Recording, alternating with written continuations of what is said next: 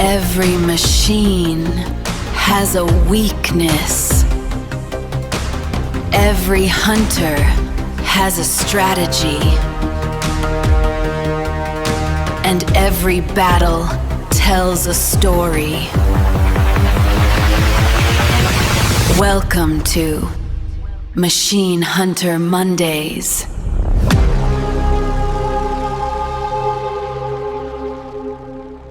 Welcome back to Machine Hunter Mondays. Every Monday, we pick a machine from Horizon Zero Dawn, study what makes it dangerous, figure out its weaknesses, and then we put those strategies to the test.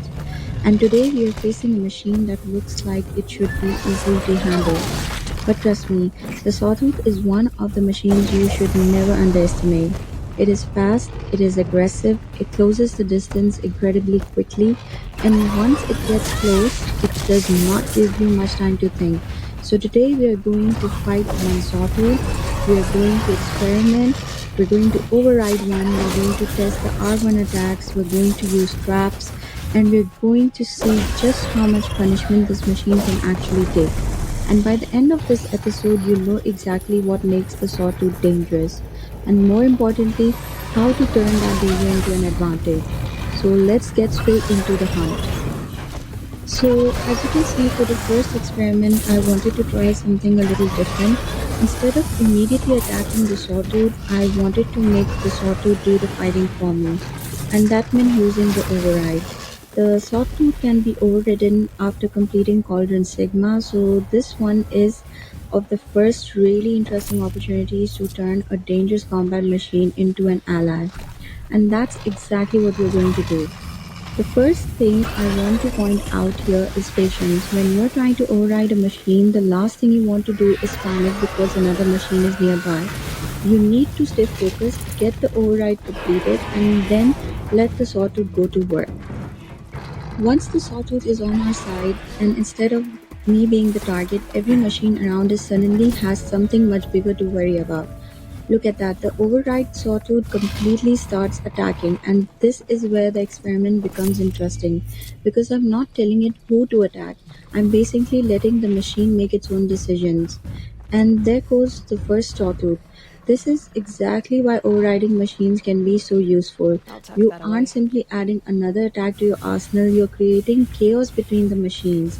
And while they're busy fighting each other, you have time to reposition, you have time to heal, you have time to observe, and most importantly, you have time to plan your next move.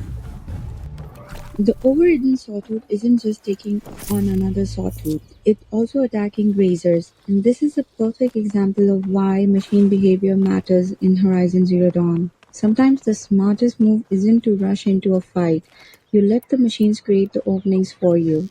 This is one of the biggest lessons I want to highlight in today's episode. Don't always fight harder, fight smarter. If you can use the environment, the machines, and your tools, you can make a difficult encounter much easier. Now look at the damage this thing is doing. The Sawtooth is designed for close range combat.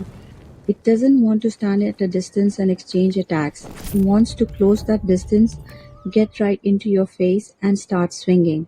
And that's exactly why an overridden Sawtooth can be so dangerous to everything around it. And now the area is getting quieter. The other machines are down, which means there's only one thing left to do.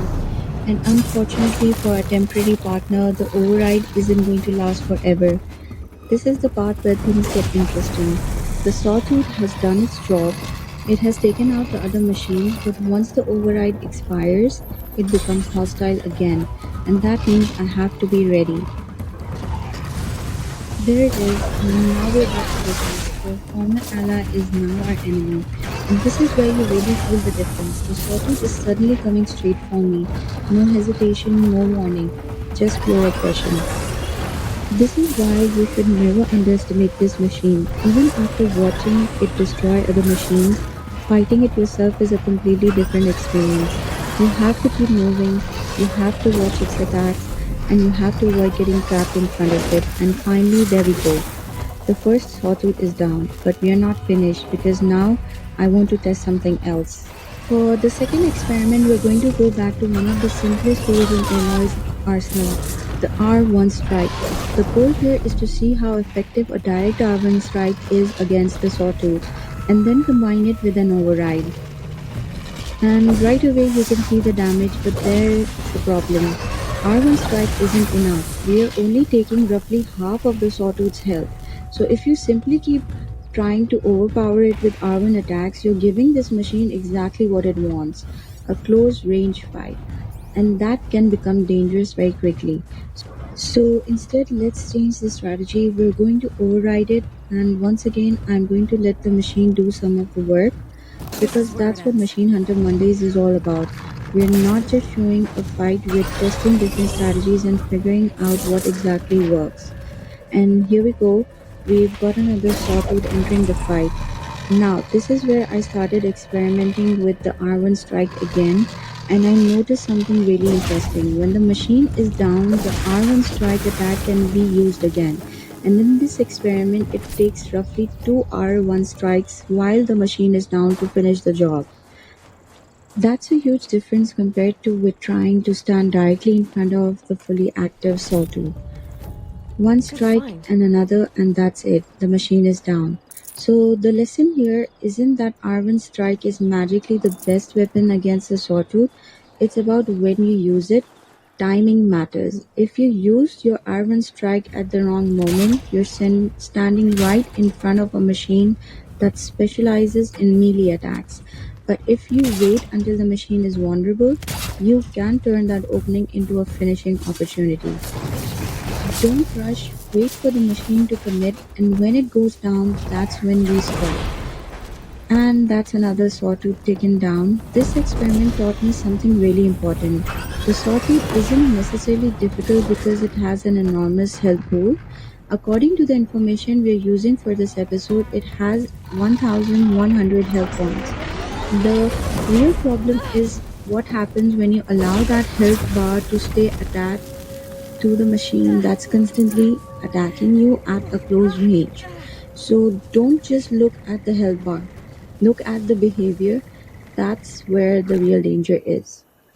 Now it's time for my favorite kind of experiment. We are going to let Eloy prepare the battlefield. Instead of running straight at the sawtooth, we're setting traps because if the sawtooth wants to close the distance, why not make that distance a little bit dangerous?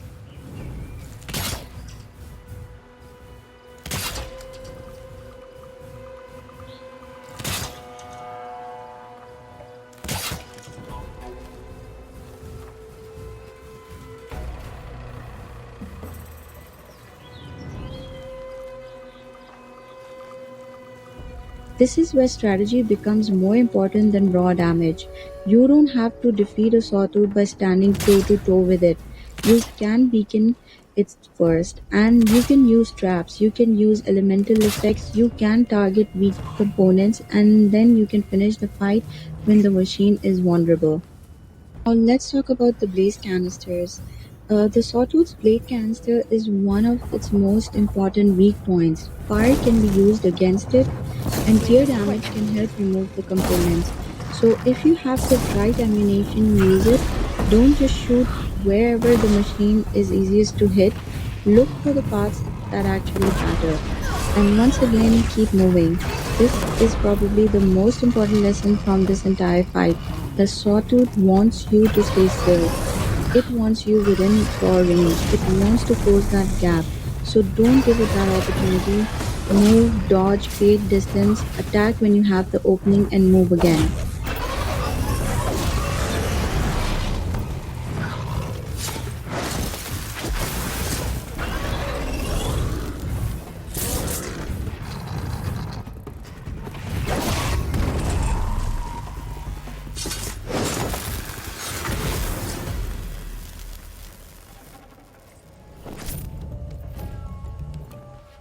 So let's break down the sawtooth. According to our machine hunter information, the sawtooth has a 1100 health point and a 1650 core health point value. It is classified as a combat machine and it has a Sigma override, but importantly, it is not mountable. So this is not a machine we're going to use to travel across the map. This machine was built to fight, and you can feel that in its behavior. Its body is vulnerable to fire and its blaze canister can be targeted with fire or tear. That means elemental attacks aren't just there to make the fight look impressive. They can actually change how you approach the machine. And then there's the loot. A sawtooth can provide useful resources including blaze, metal shards, sparker, wire, a medium machine core, and sawtooth lens. And let's not forget the sawtooth heart. So even though this machine can be a serious threat, taking one down can also make the fight worth the while. So here's my biggest hunter tip for the sawtooth. Keep moving, use fire or tear when appropriate, watch for its attack, and don't let it control the distance. Because once the machine gets comfortable, you are the one who is in trouble. Now, let's talk a little about where you can actually find them. Sawtooths can be encountered across several parts of the Horizon Zero Dawn map. You'll find them in the sacred lands around the Valley Mead, through parts of the Sundown, and also in the Cut if you're playing the Frozen Wilds. One useful location early in the game is around the Mother's Ground, where the Sawtooths can be found in the surrounding area. And that brings us to the end of another Machine Hunter Monday. Today we learned that the Sawtooth isn't dangerous because it's impossible to defeat. It's dangerous because it is fast, aggressive, and built for close combat. But once you understand its behavior, you can turn that weakness into your advantage. We experimented with an override, we let one sawtooth fight another machine, and we tested R1 strikes. We used the machine's vulnerable moments to land finishing attacks, and we set traps to control the battlefield. And make sure you come back next Monday because there's another machine waiting for us. Keep hunting, keep moving, and never underestimate your enemy. I'll see you in the next one.